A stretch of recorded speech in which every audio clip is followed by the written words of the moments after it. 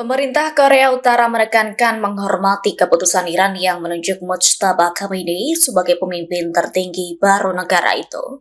Bersama dengan itu, Korea Utara juga mengecam keras serangan militer Amerika Serikat dan Israel terhadap Iran. Dilansir dari tribunnews.com pada Rabu 11 Maret, pernyataan itu disampaikan juru bicara Kementerian Luar Negeri Korea Utara. Menurut Pyongyang, serangan Amerika Serikat merusak fondasi perdamaian dan keamanan. Bahkan serangan yang dilakukan bersama Israel itu memperburuk ketidakstabilan global. Selain itu, Korut menilai serangan tersebut melanggar sistem politik dan integritas Iran. Atas hal itu, Korut menyerukan agar masyarakat internasional menolaknya. Sebagai informasi, situasi di Timur Tengah kini masih tegang. Hal itu menyusul ancaman dari Presiden Donald Trump jika Iran menutup Selat Hormuz. Trump menyatakan akan menyerang Iran 20 kali lebih keras jika Selat Hormuz ditutup. Presiden Amerika Serikat itu menegaskan akan menghancurkan target strategis yang bakal membuat Iran lumpuh. Pihaknya ingin melenyapkan target penting di Iran yang sulit untuk dibangun kembali. Kendati merasa mampu, Trump berharap Iran tak akan menutup Selat Hormuz, sebab penutupan itu hanya akan mengganggu distribusi minyak global.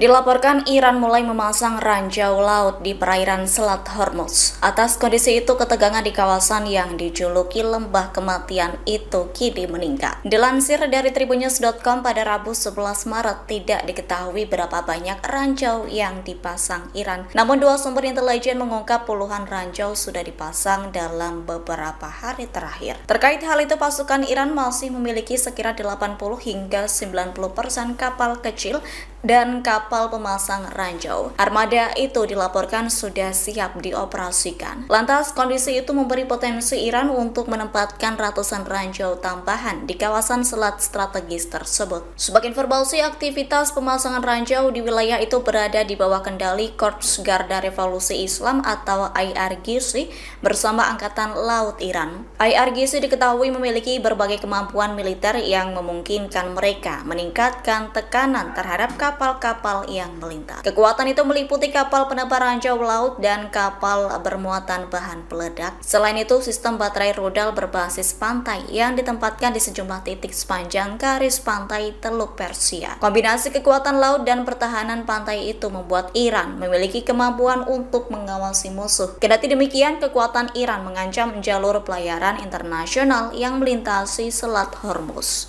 Dilaporkan pemimpin tertinggi Iran yang baru Mojtaba Khamenei belum muncul di publik.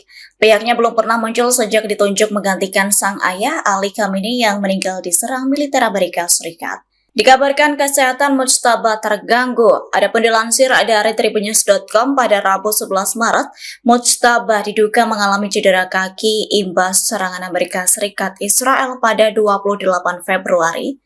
Dikabarkan Mojtaba tengah berlindung di fasilitas keamanan tinggi. Putra tertua kedua Ali Khamenei itu hidup dengan komunikasi terbatas. Hal itu sebagai bagian dari langkah pengamanan di tengah situasi perang.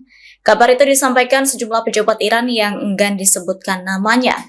Pihaknya mendapatkan informasi kondisi Mojtaba dari tokoh senior pemerintah. Pejabat Iran itu menyatakan kendati mengalami cedera kaki, Mojtaba dalam keadaan sadar. Selain itu, Mojtaba juga dalam kondisi mental yang stabil.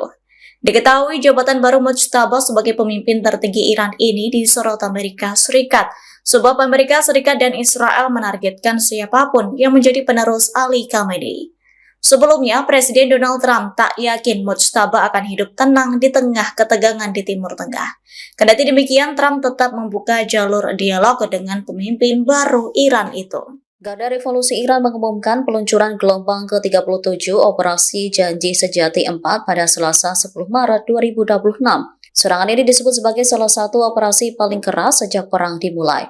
IRGC menyebut target serangan menyasar fasilitas militer Amerika Serikat dan Israel. Target meliputi pangkalan militer musuh di Erbil, markas armada kelima Amerika Serikat, serta wilayah BR Yaqub di Tel Aviv, Israel. Pada gelombang ini, Iran menggunakan sejumlah rudal balistik, di antaranya rudal Khaibar dan Hadar yang memiliki hulu ledak ganda seberat sekitar 1 ton. Selain itu, Iran juga meluncurkan rudal kelas berat Khorramshahr. Rudal ini digunakan dalam peluncuran ganda untuk menargetkan pangkalan Amerika Serikat dan Israel. Sebelumnya pada gelombang ke-36, Iran juga menyerang sejumlah wilayah Israel serta pangkalan militer Amerika Serikat. Serangan tersebut melibatkan kombinasi rudal Hadar, Emad dan Khaibar Shakan serta sejumlah besar drone bunuh diri. Namun tak dijelaskan kerusakan apa yang ditimbulkan dan ada tidaknya korban luka maupun tewas. Pentagon mengonfirmasi sekitar 140 personel militer Amerika Serikat mengalami luka-luka sejak dimulainya operasi militer terhadap Iran pada 28 Februari 2026. Informasi ini disampaikan juru bicara Pentagon, Sean Parnell. Parnell mengatakan para prajurit terluka selama rangkaian serangan dalam operasi militer yang diberi nama Operation Epic Fury. Operasi tersebut telah berlangsung sekitar 10 hari dengan serangan berkelanjutan. Dari total korban luka, sebagian besar mengalami cedera ringan. Sebanyak 108 personel bahkan sudah kembali menjalankan tugas militer. Namun, 8 tentara dilaporkan mengalami cedera parah dan masih menjalani perawatan medis intensif. Selain korban luka, militer Amerika Serikat juga mengonfirmasi adanya korban jiwa akibat serangan balasan Iran. Pentagon menyebut 7 personel militer Amerika Serikat tewas akibat serangan rudal dan drone Iran di sejumlah pangkalan militer Amerika Serikat di kawasan Timur Tengah. Sementara itu, satu anggota militer lainnya dilaporkan meninggal dunia saat bertugas di Kuwait. Tentara tersebut meninggal akibat insiden yang disebut berkaitan dengan kondisi kesehatan.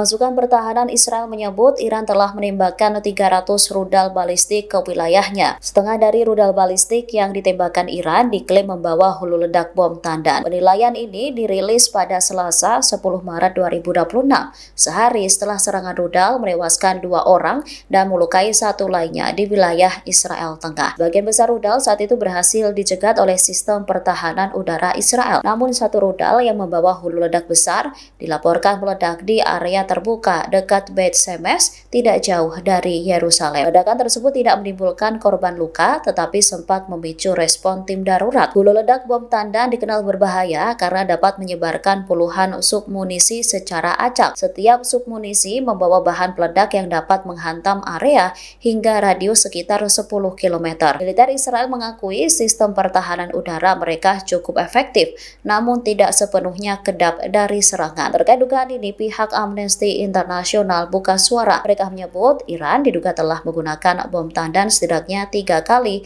selama perang 12 hari antara Iran dan Israel pada Juni lalu.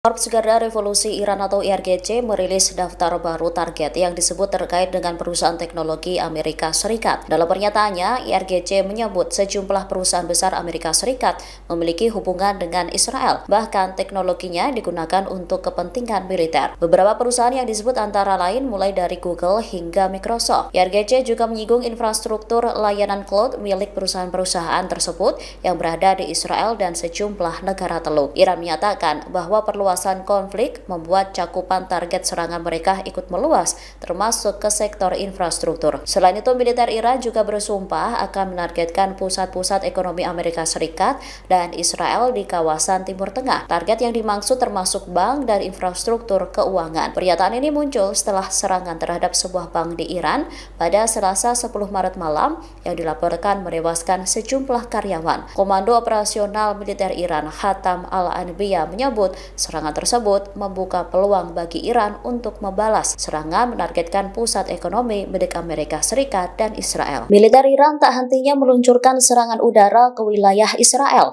Pada Rabu 11 Maret 2026 pagi, sejumlah rudal Teheran memasuki wilayah udara Israel. Sirine serangan pun meraung-raung bergantian dan terdengar di seluruh kota. Rekaman video menunjukkan sistem pertahanan udara Israel mencegat rudal. Sementara warga Tel Aviv bergegas mencari tempat berlindung ketika sirine serangan udara berbunyi di seluruh kota.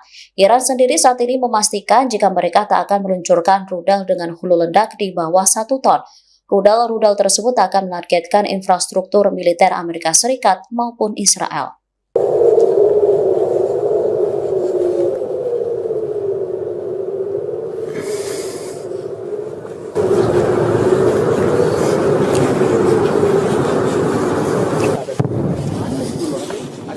ಎಲ್ಲ